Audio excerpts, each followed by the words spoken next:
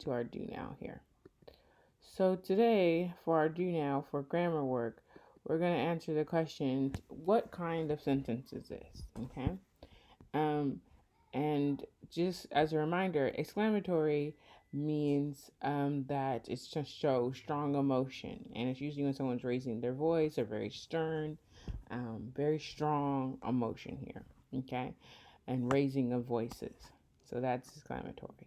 Declarative, meaning to state an opinion or a fact, just in a very straight manner. Like, Miss Crutchfield loves cake. I declared I love cake. Okay? Just there. And interrogative, if you think of it like interrogative, or to interrogate someone, is to ask questions. Okay, I know interrogate sounds kind of like negative, but it just means to ask questions. Okay, and imperative is usually those statements where the subject is implied. You know it's you. So, for example, if your mother says, sit down and be quiet, you know it's you. Okay, there's no doubt who's the subject of that. Okay, it may not be said, it's implied. So, we call that imperative because it's implied that you know who the subject is. Okay, so Elsie, will you accept my apology? I want you to take a moment, and again, if you're a sub or a teacher teaching this class, please pause and allow your students to think about these things and answer this question. Okay? All right. If for the rest of us, we're going to continue on. Elsie, will you accept my apology? If you think about it, this naturally lends itself to an interrogative sentence. So, Elsie, will you accept my apology? That's interrogative. Okay? All right. Let's continue on. So now that we've done our do now, we're going to move into our actual lesson. And today I'm going to share with you that writers try to lose themselves in the story and they become the characters and writing a bit like a drama. What's happening to them? Okay? So you want to put yourself in the character's shoes and think about what's happening to them. You want to think about how they're feeling on the inside, okay? Their environment. You want to put yourself. And you know you're successful when anyone can read my story and feel the action is causing realistic tension in the rising action. So remember, we're working on your story arc on that. You have the conflict, you know the problem, but now that rising action, okay, causing tension, making the story exciting, okay, in a small moment. All right. One of the biggest problems that Ms. Crutchfield's noticed in some students' writing is they think that exciting means that your character has to be in some kind of danger or something like that. And that's not necessarily true. We have small tensions in our lives every day, okay? And we're going to take a look at that. So let's first look at this. And I want you to notice how to increase your story's tension. So I'm going to use one student. He was writing about the time when he got bit by a dog. Okay? So he wanted to go outside and ride his bike, and his mother was trying to say it wasn't a good idea. Okay? With that, that's not letting your characters have what they want. So his motivation was to go outside and play with his friends and ride his bike, but his mother's saying maybe it's not such a good idea because it's dangerous outside right now. But he's insistent about going. Okay? Ask how you can make your character situation worse. So let's think. Maybe his mother says, no, you can't go outside because there's wild dogs out there right now, and you might get bitten. Okay, so that's making the situation worse. They know there's wild dogs out there. And maybe your character has a flaw of he doesn't listen to his mom.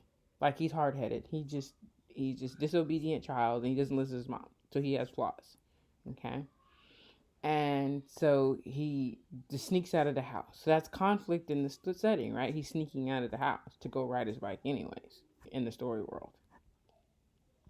And maybe when he gets outside, he now sees these dogs start chasing him, and his friends, who he thought was his friends, leave him, right? So there's conflict.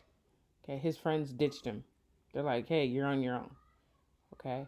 And now the consequences of not listening to his mom is that he's going to be in trouble. Like he's got bit by a dog and he maybe get grounded along with it.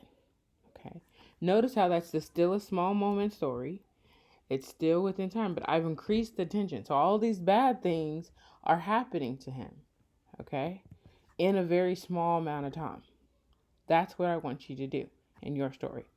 Let's take a look at a sample story. Okay. So here you have Gracie and the bike, or I say bike in the hill. And she says, hurry up, Gracie. Hazel yelled back at me as we rode our bikes up the hill. Okay, I said, rolling the tiny pink and white bike that I was borrowing up beside her. Tension one. This not even her bike. Uh-oh. Okay. I watched as the light pink handlebars that I was holding onto swerved a little bit as I pushed the bike up the big hill. So here, she's already had problems with the bike, right? It's swerving. The handlebars aren't straight and holding still and steady. Okay. And she says, Hazel, I think there's something wrong with the bike you gave me. I said, showing her handlebars. Don't worry. It always does that, she said, and continued up the hill. So here, notice how there's conflict between the characters. Okay, so she's already got handlebars that are tweaking. Now she's got conflict between the characters themselves. Okay, and soon we made it to the top of the hill. My heart was beating fast. So now she's showing her nervousness. Like, there's something wrong. I don't know. It's not right. Okay. And then she has some internal thinking. So I realize something's wrong. So she knows, like, that's internal conflict, these flaws in us. Well, we're not perfect, right?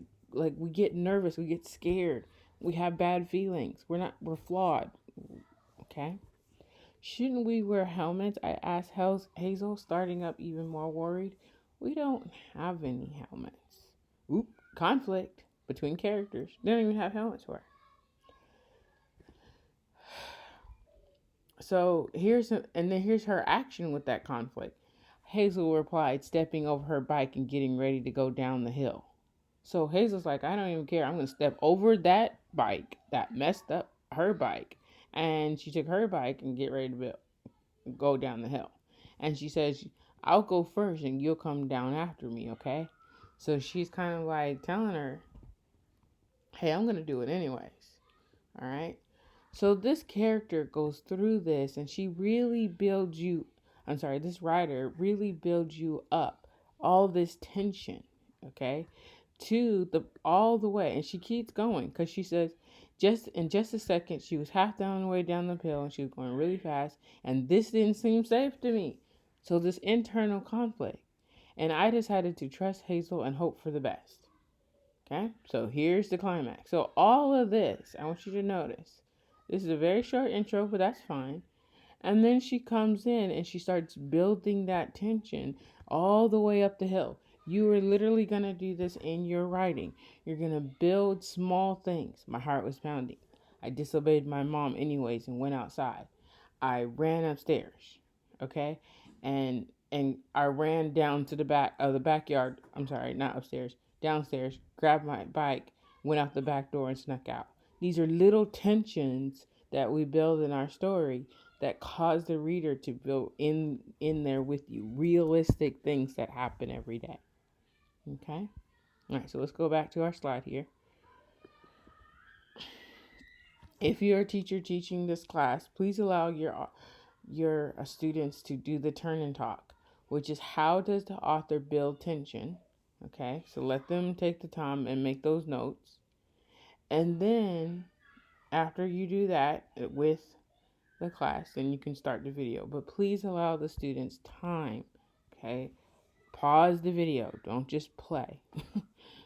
I know that would be nice, but please allow your students to do the turn and talk and mark down in the bike in the hill story, where did the author build tension? Okay, and then after this, then you can play again. But I'm gonna keep going. So the active engagement is to close your eyes and see yourself as the character. What are you doing? How do you move? What expression do you have? What are you saying? Okay, so think about your character and think about how can I build tension for my character? Close your eyes. How can I raise the stakes, per se? Okay.